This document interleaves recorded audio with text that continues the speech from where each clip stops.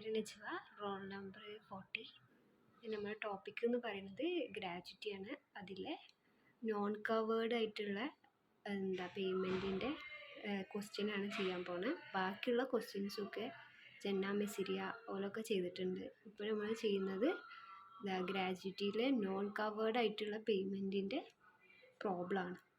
ഇതാണ് നമ്മളെ ക്വസ്റ്റ്യൻ വന്നിട്ടുള്ളത്. ഈ 11,64,000 ആണ് അവരെടുത്തത്. അത് ഏതിൻ്റെതാണ്? ഏറ്റവും കുറവായിട്ടുള്ള എമൗണ്ട് ആണ് നമ്മൾ ടാക്സിനും വേണ്ടി യൂസ് ചെയ്യുക. അപ്പോൾ നമുക്ക് ക്വസ്റ്റ്യൻ ചെയ്ത് നോക്കാം. ഫസ്റ്റ് നമ്മൾ കാണേണ്ടത് ആവറേജ് സാലറിയാണ്.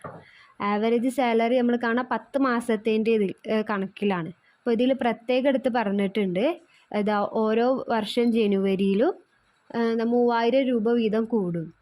എന്ന് വെച്ചാൽ അയാൾക്ക് റിട്ടയർഡ് ആവുന്നതിൻ്റെ മുമ്പത്തെ വർഷം 72,000 സാലറി.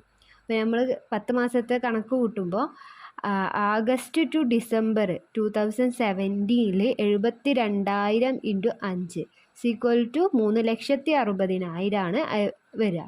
പിന്നെ 2018 ജാനുവരി ടു മെയ് 75,000 ആവും സാലറി. അതും × 5 ചെയ്യുമ്പോൾ 3,70,75,000 ആൻസർ വരിക. അപ്പോൾ ടോട്ടൽ സാലറി എന്ന് വെച്ചാൽ 10 മാസത്തെ സാലറി വരുന്നത് 7,30,000 രൂപയാണ്.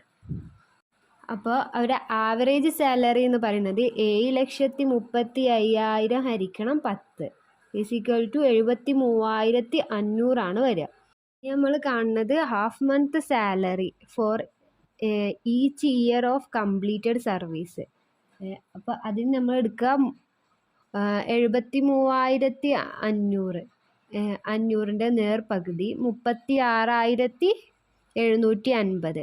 അതിനെ എത്ര വർഷമാണ്? അയാൾ 34 വർഷം വർക്ക് ചെയ്തിട്ടുണ്ട്. അത് കൊണ്ട് ഇൻറ്റു ചെയ്യാം. അപ്പം 36,750 × 34 = 12,49,500 കിട്ടുക. പിന്നെ നമ്മൾ കാണുന്നത് അബ്സല്യൂട്ട് മാക്സിമം ലിമിറ്റാണ്. അത് വരുന്നത് 20 ലക്ഷം രൂപയാണ്.